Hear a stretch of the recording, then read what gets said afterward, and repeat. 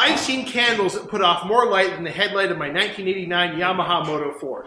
I got the cheapest pair of cube headlights I could find on Amazon. We're going to put them on here because if I have to work on this car at night at the track, I want to be able to see what I'm doing. Let's show you what's going on. So if you hear some creaking and groaning, I've got a big old tree rubbing on the side of the shop.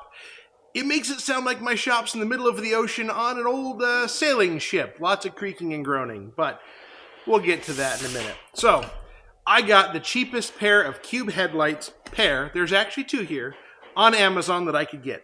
These are a step up over the incandescent bulb that's there. Basically, they come with everything you need. It's pretty simple. They come with the headlight, they come with the little mounting bracket, and the nut and bolt combo to anchor it down. Pretty simple. As usual, you've got a typical black and red pigtail, red being power, black being ground. I'm going to run these off of the existing wiring that's there, so that way I can flick the headlight on and have, hopefully, blinding light. Now I know you're asking the question, how bright are they before we put them on the four-wheeler? Let's find out. I'm going to hook this guy up to my Top Don charger that has a power supply setting. Let's give it a try and see what happens. Oh, geez.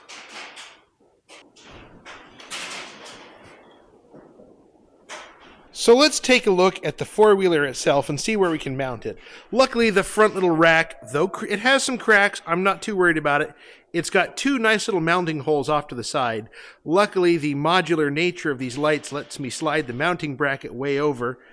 Is that going to work? Yeah, I think sliding it all the way over is going to work out pretty nice and give me room to run the wiring along the frame and out of harm's way. I just got to be careful of the suspension. Not that there's a ton there, it's a two-wheel drive, but I think I can put the headlights there, have a little bit of clearance for, safety's sake, and still be able to have something useful. Let's get them mounted up. So before I go too much further, it's got two little studs that are in there that slide back and forth, and the bracket just gets bolted down.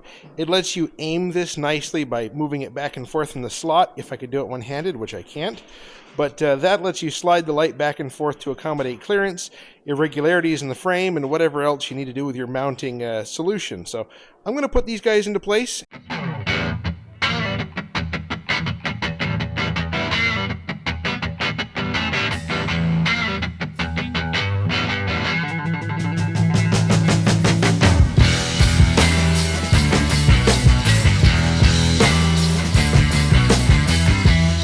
So I may have went a little overkill. I went and found my angle finder, put it up to the front of the headlight, and I've got it pointed down at the ground just a little bit. As I had it set up, it's kind of pointed up about 5 degrees, and with the adjustment all the way down, I'm looking at about 2 or 3 degrees downward. And that's just using my magnetic angle finder, which is more at home doing pinion angle and stuff, but it's what I've got, so put it to use. So I'm going to get these guys anchored down completely using the little adjustment nuts and get it done. Now, based off the wiring diagrams I have, I would like these bright LED lights to come on with the high beam, so that way I can roll around in the pits, and not blind the crap out of everybody, but still have my light on and be visible at night. So I'm going to put these to the yellow and black being ground here, yellow being the power wire for the high beams. I'm just going to use a heat shrink crimp connector, crimp everything together with an extra wire coming off each one, so that way I can, have a wire that runs to the new headlights. I just undid the headlight from its connectors and the couple of screws that hold it in place. I did that to bring it over to the bench just to make it easier to make the first couple of cuts, crimps, and strips and all that good stuff. These are the heat shrink butt connectors that I'll be using, and you can just hit them with a heat gun and they shrink down over it. They make a nice watertight connection. At the minimum, these are what I would use. I prefer to solder everything. I just don't have my soldering iron handy at the moment, so these are the next best bet for me. Some people like to solder, some people like to crimp, some people hate solder. Pick your poison, do what works best for you. I'm going to do these for this application because it's easy and I can keep going.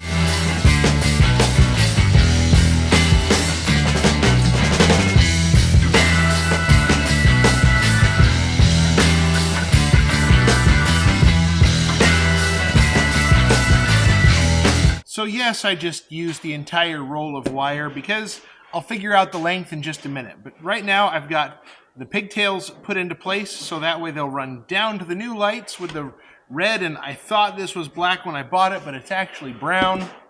Close enough. So these will still plug into their correct pigtails, run out the bottom hole of the headlight bucket, and now let's shrink them down. Those are now nicely shrunk down. You can see the little sealing goop glue, whatever you want to call it, is pushing out the edges just a little bit. So that's a good sign. I'm going to go figure out how much wire I really need and go make a cut so that way this is easier to hold on to.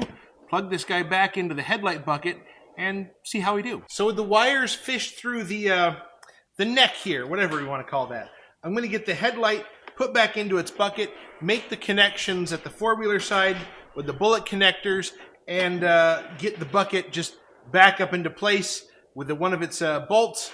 Funny enough, it only had one, but that's what happens when you have old four-wheelers. So I'm going to get that back into place and start figuring out this end.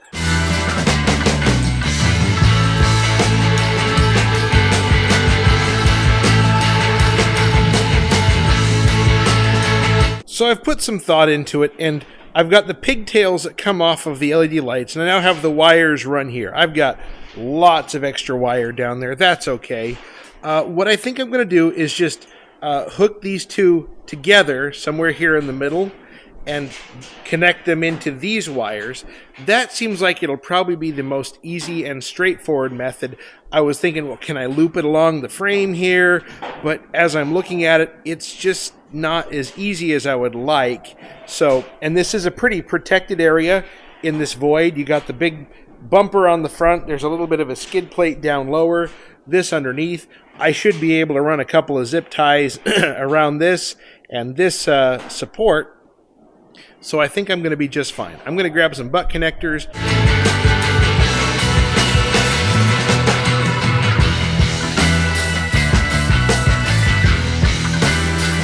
So I gotta know if the headlights come on. Let me start the four-wheeler so we can see it at full intensity, and I'll flick those lights on.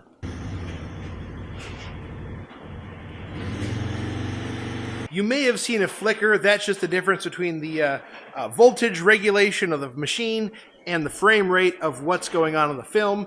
That just happens. It is worth noting that at low RPM at idle, when this thing's cold, when it's idling in the basement with the choke off, there is a little bit of flicker oscillation in the LEDs, but as soon as I give it even the tiniest bit of RPM, it comes up, it's smooth, there's no flicker. So that is a thing to be aware of on four-wheelers and ATVs specifically, especially the older ones that don't have a really high amperage charging system. Just one of those things that happens. So I'm going to shrink those connections.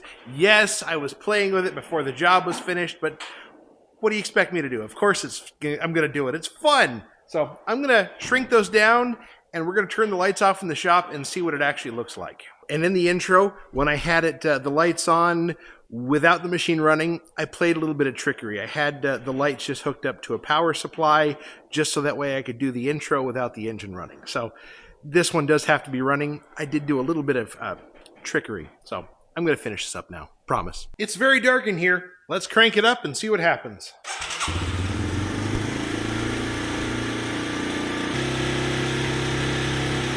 All right, I think I've got a pit bike that's worthy to take to the track, being able to get me around nicely, have light if I really need it, and I know it doesn't have a winch. It's not as heavy as Susie, the other one. The other one's going to get pressed into homestead use more frequently, so it's going to come out of the trailer. But this one is good enough to do what I need it to do. I have a come along in the trailer in the event I have to yank the car in after I break something and it's no longer moving under its own power. Not worried about it. So a little bit later, once it gets dark out, I'm going to take this guy for a ride around the property a little bit just to see how the lights really look at night. So stay tuned for that. But if you don't want to stick around, totally understand. Link in the description to all of the tools and parts that I use to make this possible. Thanks for watching. We'll see you later. So here we are. It's night. Yes, you can see I've got the low beam on. It's not particularly bright. Rev it up just a little bit and it cleans up. here's the new high beams, which is good. Let's drive it around for a minute and see how it does. Yeah, that flickering shows up on camera, not so much in person. And I realize that this may look a little dim. It's brighter in person. So let's pop it in gear. I've still got the high beam way out there in front, which is nice. I've got the flood of the LEDs down low. Yeah, that's muchly improved.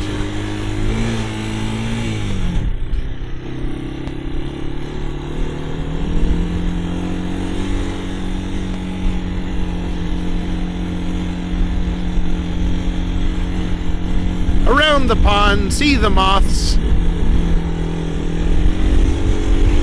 Ugh.